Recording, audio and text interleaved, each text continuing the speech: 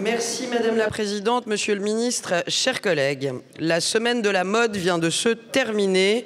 L'occasion est belle d'ailleurs pour rappeler que ce secteur porte plus de 150 milliards d'euros de chiffre d'affaires dans notre pays et pas moins de 600 000 emplois.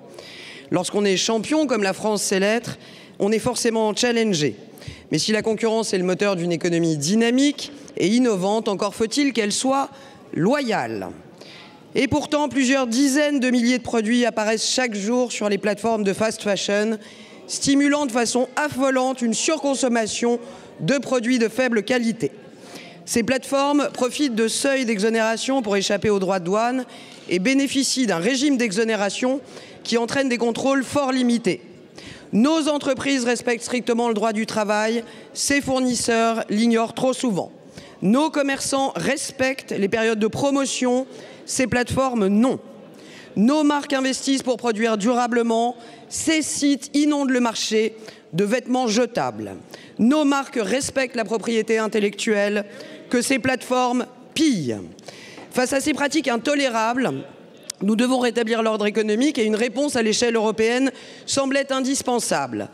Oui, il nous faut agir. Il nous faut agir sur plusieurs axes. Le premier, c'est au niveau européen et nous ne pouvons que nous réjouir que la France appuie tout son poids, la révision de tout ce qui concerne le seuil d'exemption des droits de douane sur les colis de faible valeur. C'est un enjeu d'ailleurs en termes de lutte contre la fraude et je sais que nous partageons avec ma collègue Amélie de Montchalin tout ce qui peut concerner la lutte contre la fraude en cette matière. Il y a également au niveau européen une réflexion sur la mise en place de frais de gestion non discriminatoires pour financer les services douaniers. Il nous faut également agir au niveau national. C'est l'objet de la proposition de loi qui a été examinée d'ailleurs ce matin au Sénat en commission et qui, je vous l'annonce ici, sera probablement examinée en mai. En tout cas, le gouvernement pousse pour que cette proposition de loi soit examinée dans la semaine du 19 mai au Sénat. Je veux saluer tout le travail qui a été réalisé ici à l'Assemblée nationale sous le couvert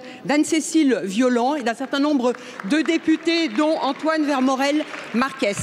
Dire également que cette PPL qui a été examinée ce matin apporte différents points avec une définition de la fast fashion qui est plus précise puisqu'elle cible la largeur de gamme mais aussi le fait que de tels prix n'incitent pas à la réparation. Et surtout, ce qui était essentiel, elle précise que des malus pourront être infligés aux produits, non pas simplement en fonction de la durabilité, mais également en fonction des pratiques commerciales qui sont particulières à ces plateformes. Vous voyez tout l'engagement du gouvernement sur ce sujet. Merci beaucoup, Madame.